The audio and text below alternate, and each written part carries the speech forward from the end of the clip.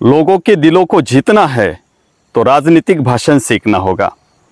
लोगों के दिलों को जीतना है तो राजनीतिक भाषण सीखना होगा, तभी तो आने वाला कल आपका होगा। माणसाची कीर्ती ज्या मंचावरून दूरपर्यंत जाते तो शक्तिशाली मंच म्हणजे राजकीय मंच आहे। ज्या मंचावरून एकदा घणाघाती भाषण ठोकलं की पुन्हा मागे वळून पाहण्याची गरजच पडत नाही। ज्यांना ज्यांना राजकीय सभेच्या मंचावर बोलण्याची संधी मिळाली, ज्यांनी ज्यांनी या संधीचं सोनं केलं, ते आज राजकीय क्षेत्रामध्ये खूप मोठ्या उंचीवरती आहेत। जर दमदार भाषण माणसाचं भविष्य घडवत असेल तर असं दमदार भाषण आपण शिकून घेणं हे खरोखरच गरजेचंच आहे। आणि हे भाषण धारदार होण्यासाठी लोकांच्या मनात खळबळ निर्माण करणाऱ्या घटना आपल्या भाषणामध्ये आपल्यासोबत असल्याच पाहिजेत। आणि अशाच घटना आजच्या व्हिडिओमधून आम्ही आपल्यापर्यंत घेऊन आलेलो आहोत। तर नमस्कार बांधवांनो, मी आहे आम्ही घडवतो सभा गाजवणारा वक्ता या भाषण प्रशिक्षण कार्यशाळेचा प्रशिक्षक बाळासाहेब मस्के, आणि आपण पाहतात भाषण रंग। आपले विचार लोकांपर्यंत पोहोचायचे असतील आणि लोकांचं मतपरिवर्तन घडून आणायचं असेल तर त्यासाठी बोधकथा, घटना, किस्से, विनोद आपल्या सोबत असणं गरजेचं आहे। यामुळे आपण भाषण देत असताना लोक आपल्या भाषणामध्ये गुंतून जातात, आपल्या भाषणाकडे आकर्षित होतात, आपलं बोलणं मन लावून ऐकतात। आणि जेव्हा आपण हा किस्सा सांगतो, बोधकथा सांगतो, त्यावेळेस आपण देत असलेला संदेश लोकांच्या मस्तकामध्ये फिट्ट बसून जातो आणि लोक आपल्या विचारासारखे आपलेसे व्हायला लागतात। त्यामुळे अशा घटनांचा वारंवार वापर करणं हे अत्यंत गरजेचं आहे। आणि या घटना उद्याच्या 2024च्या लोकसभेमध्ये आपल्याला वापरायला सोप्या जाव्यात, आपल्याला वापरण्यासाठी भेटाव्यात, याकरिता आम्ही या घटना घेऊन आलेलो आहोत। त्यामधील ही पहिली घटना आहे गाढवाची। एका घनदाट जंगलामध्ये एक छोटंसं गाव होतं। हे गाव शहरापासून खूपसं दूरही होतं, त्यामुळे या गावातील लोकांचं येणं जाणं फारसं त्या जंगलाच्या बाहेर असायचं नाही। आणि या गावामध्ये एक कालू नावाचं गाढव होतं। गाढव सारखं विचार करायचं की या जंगलाच्या बाहेर नेमकं काय असेल। आणि विचार करत असताना त्याने एक दिवस ठरवलं की आपण हे गाव सोडून या जंगलाच्या पलीकडे काय आहे हे पाहायला जायचं। आणि दुसऱ्या दिवशी हे गाढव लवकर उठतं आणि जंगलाच्या बाहेर काय आहे हे पाहायला चालायला होतं। आता शेवटी हे गाढवच आहे। हे गाढव त्याचं जिकडं मन करल, त्याला जिकडं चालावंसं वाटल तिकडं ते चालायला लागलं। आणि काही दिवस चालत चालत चालत ते जंगलाच्या बाहेरच्या असणाऱ्या त्या शहरामध्ये पोहोचलं। जेव्हा दुसऱ्या दिवशी माणसं जागी झाली त्यावेळेस त्यांनी गावामध्ये हलकल्लोळ माजला की गावातला जो हा कालू नावाचा गाढव आहे हा गायब झालेला आहे। आणि लोक चर्चा करायला लागले की किती भाग्यशाली हा गाढव आहे। हा गाढव बाहेर गेला असेल, आरामात सुख समाधानामध्ये राहत असेल।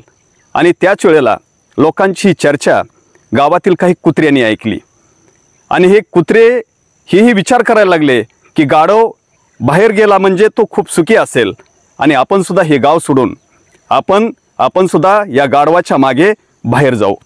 आणि दुसऱ्या दिवशी सकाळी या कुत्र्याचा झुंड गाढवा गेल्याच्या रस्त्यानं त्या वाटेचा वास घेत तो कुत्र्याचा झुंडही जंगलाच्या बाहेर पोहोचला। इकडे बघता बघता साऱ्या प्राण्यांना ज्यावेळेस माहीत झालं गावातल्या, त्यावेळेस हे सारेचे सारे प्राणी त्या कुत्र्याच्या मागं तेही चालायला लागले। आणि सारखं चालण्यामुळं त्या जंगलामधून एक वाट तयार झाली। यासाठी खूप वर्षे गेले आणि यानंतर या गावातली माणसंसुद्धा या रस्त्यानं चालायला लागली। आणि बऱ्याच वर्षाचा काळ लुटून गेला। इकडं शहरही खूप झपाट्यानं वाढलं होतं, या छोट्या गावाची लोकसंख्याही वाढली होती। आणि त्याच वेळेला सरकारनं विचार केला की या जंगलात त्या गावाला एक छोटासा रस्ता करणं गरजेचं आहे। आणि या रस्त्याच्या सर्वेसाठी सरकारनं त्या गावाकडे एका इंजिनियरची टीम पाठवली। साऱ्या इंजिनियरची टीम त्या गावामध्ये आली आणि गावातल्या लोकांना सांगितलं की आम्ही या गावाला रस्ता करण्यासाठी आलेलो आहोत, त्याच्या सर्वेसाठी इथं आलेलो आहोत। इंजिनियरचं हे म्हणणं ऐकताच गावातील लोक म्हणाले की जे अगोदरची पाऊलवाट आहे त्या पाऊलवाटाने जर तुम्ही रस्ता केला तर आम्हाला सोपं जाईल। आणि त्याच वेळेला इंजिनियरला हसू आलं आणि इंजिनियर त्यांना म्हणाला की हा रस्ता नेमका शोधलाय कुणी. आणि त्यावेळेला गावातील लोक सांगायला लागले की आमच्या गावामध्ये एक गाढव होतं, ते गाढव बाहेर गेलं, त्याच्यानंतर त्याचा वास काढत कुत्री गेली, कुत्री जात असताना थोडीशी पाऊलवाट झाली, त्यानंतर गावातील इतरही काही प्राणी गेले, आणखीन पाऊलवाट झाली, आणि ही पाऊलवाट आहे म्हणून आम्ही सुद्धा या पाऊलवाटेनेच जायला लागलो. हे ऐकल्याच्या नंतर या इंजिनियरला खूप हसू आलं आणि तो त्या गावातील माणसाला म्हणाला की खरोखरच माझा विश्वास यावर बसत नाही की एका गाढवानं बनवलेल्या रस्त्यावरती एवढ्या वर्ष झालं तुम्ही चालत आहात. तुम्हाला माहिती आहे हा रस्ता किती लांब आणि कठीण आहे. आम्ही जो रस्ता शोधून काढलाय हा रस्ता या रस्त्यापेक्षाही सोपा आणि या रस्त्यापेक्षा 4 पट जवळचा आहे. यानंतर गाववाल्याला आपली चूक कळाली आणि ते विचार करायला लागले की आपण माणसं असताना एवढे दिवस झालं आपण गाढवाच्या रस्त्यावरती चालत आहोत. आपल्यालाही विचार करण्याची गरज आहे की आपणही एखाद्या गाढवानं बनवलेल्या रस्त्यावर चालत तर नाही ना. आता ही गोष्ट आपण राजकीय भाषणाकडे वळवूया. जर हे भाषण भारतीय जनता पार्टीचा एखादा नेता कार्यकर्ता करत असेल तर तो सांगेल की 70 वर्ष झालं या देशामध्ये अशाच काँग्रेसी विचारांच्या गाढवानं रस्ता बनवलेला आहे आणि त्यावर एवढे वर्ष झालं आपण चालत आहोत. मात्र 70 वर्षानंतर नरेंद्र मोदी, नितीन गडकरी, योगी आदित्यनाथ यासारख्या तज्ज्ञ इंजिनियराची टीम आलेली आहे आणि त्यांनी आपल्या सर्वसामान्य जनतेसाठी एक सोपा रस्ता शोधला आहे. आता आपल्याला जाणीव खरंच झाली असेल की एवढे वर्ष झालं आपण या गाढवांच्या रस्त्यावरती चालत होतो. आता याच गोष्टीचा संदेश जर इंडिया आघाडीकडे जर वळवायचा असेल तर इंडिया आघाडीमध्ये यामध्ये जी लोक सामील झालेली आहेत त्या लोकांची नावं घ्या आणि त्यांनी म्हणा की ही आता ही तज्ज्ञ इंजिनियरची टीम तयार झाली आहे आणि आता यांनी जो रस्ता सापडला आहे त्या रस्त्याच्या सोबतीनं त्या रस्त्यानं आपल्याला जाणं गरजेचं आहे आणि आपण याच रस्त्यानं जाऊ तेव्हाच्या देशाचं आणि समाजाचं भलं आहे. राजकीय सभेमध्ये भाषण करत असताना वापरलं जाणारं जे उदाहरण आहे, जी गोष्ट आहे ती गोष्ट आहे वाघ आणि गाढवाची. एकदा जंगलामध्ये गाढव चरत होतं आणि त्या गाढव चरत असलेल्या जागेवरती वाघ आला आणि वाघ त्या गाढवाला म्हणाला की तू खात असलेलं गवत किती हिरव्यागार रंगाचं आहे. आणि त्याच वेळेला गाढव वाघाकडे पाहून म्हणालं की काय म्हणतो, हे गवत हिरव्या रंगाचं आहे? अजिबात नाही, हे गवत पिवळ्या रंगाचं आहे. आणि हिरवं आणि पिवळं या 2 गोष्टीवरनं वाघ आणि गाढव यांच्यामध्ये कडाक्याचं भांडण पेटतं आणि त्याच वेळेला तिथं एक कोल्हा येतो. कोल्हा या दोघांचं लागलेलं भांडण पाहतो आणि विचार करतो की या दोघांमधल्या कुणाची बाजू घ्यायची. वाघाची बाजू घ्यावी तर आपल्याला वाघाकडनं काही फायदा होणार नाही आणि गाढवाची बाजू घेतली तर नक्कीच आपल्याला काहीतरी फायदा होईल. आणि त्याच वेळेला हा कोल्हाही वाघाच्या बाजूनं बोलायला लागतो आणि कोल्हाही म्हणतो की हा गवत हे पिवळंच आहे. हे भांडण पार विकोपाला जातं आणि त्याच वेळेस ठरलं जातं की आपण जंगलातील सिंहाला जाऊन भेटू आणि सिंह राजा हा त्याचा न्यायनिवाडा करेल. आणि त्याच वेळेला हे तिघही सिंहाकडे जातात. सारा सिंहाचा दरबार भरतो आणि त्यावेळेला सिंहासमोर हा प्रश्न मांडला जातो की वाघ म्हणतो की गवत हिरवा आहे आणि हे गाढव म्हणतंय की गवत पिवळं आहे आणि या गाढवाच्या बाजूने कोल्हाही आहे. आणि त्याच वेळेला सिंह निकाल देताना तिथं निकाल देतो की तो म्हणतो या ठिकाणं गाढवाचं म्हणणं हे 100% बरोबर आहे.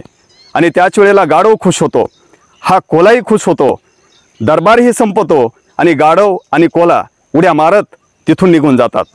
दरबार संपल्याच्या नंतर हा वाघ सिंहाला म्हणतो की महाराज तुम्हाला तर माहिती आहे की गवत हिरवा आहे, मात्र तुम्ही त्या गाढवाच्या बाजूने निकाल का दिला?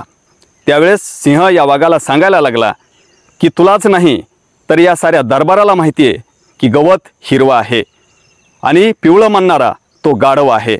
मात्र तू अशा गाढवासोबत विनाकारण हुज्जत घातलीस, तुझाही वेळ वाया घालवलास, या दरबाराचाही वेळ वाया घालवलास आणि माझाही वेळ वाया घालवलास. तुलाही माहिती आहे की तुमच्या दोघांच्या भांडणामध्ये हा कोल्हा मध्ये मध्ये का लुडबुड करत होता, कारण या कोल्ह्याचा फायदा तुमच्या दोघांच्या भांडणामधून होता. तसंच बांधवांनो, आजच्या काळामध्ये या भारतीय जनता पार्टीच्या विरोधामध्ये जी काही छुटूरमुटूर पक्ष उभी राहून त्यांना विरोध करतायत, इंडिया आघाडीला समर्थन करत आहेत, ही सुद्धा या कोल्यासारखी संधी साधू आहेत, ती आपण लक्षामध्ये घेतली पाहिजे आणि या दलालांना जागीच त्यांना तिथं चेचलं पाहिजे। अशा पद्धतीनं आपण वेगळ्या अंगानं घेऊ शकतो। आणि इंडिया आघाडीचा असेल तर तुम्ही हाच विषय त्या वेगळ्या अंगानं वळवू शकता। राजकीय सभेमध्ये भाषण करण्यासाठी उपयोगी पडणारं तिसरं उदाहरण आहे मुलगा आणि अजगर। एक मुलगा एक छोटंसं अजगर विकत आणतो आणि प्राणीमात्रावर दया करावी या भावनेमधून तो त्या अजगराची काळजी मनापासून घेतो। त्या अजगराला वेगवेगळे अन्नाचे घटक त्याला खायलाही घालतो आणि दिवसागणिक हे अजगर मोठं होत राहतं। या मुलाला अजगराचा एवढा लळा लागला होता की हा मुलगा हे अजगर त्याच्यासोबत कायम सोबत घेऊन तो कायम झोपायचा। असेच काही वर्ष निघून गेले। ते अजगर बघता बघता मोठं होत गेलं आणि एक दिवस मात्र हे अजगरानं खाणं पिणं बंद केलं। दुसरा दिवसही उजडला, दुसऱ्या दिवशी अजगरानं काही खाल्लं नाही। असं करता करता 8 दिवस निघून गेले, त्या अजगरानं काहीच खाल्लं नाही। मुलाला वाटलं की अजगराची तब्येत बिघडलेली असावी, त्याचं काहीतरी दुखत असावं, तो आजारी असावा, म्हणून हा मुलगा त्या अजगराला घेऊन पशुवैद्यकीय दवाखान्यामध्ये जातो। तिथल्या डॉक्टरांना या अजगराला दाखवतो। तो डॉक्टर त्या अजगराची संपूर्ण तपासणी करतो आणि त्याच वेळेला त्या मुलाला सांगतो की अजगराला काहीही झालं नाही, हा अजगर अजिबात आजारी नाही।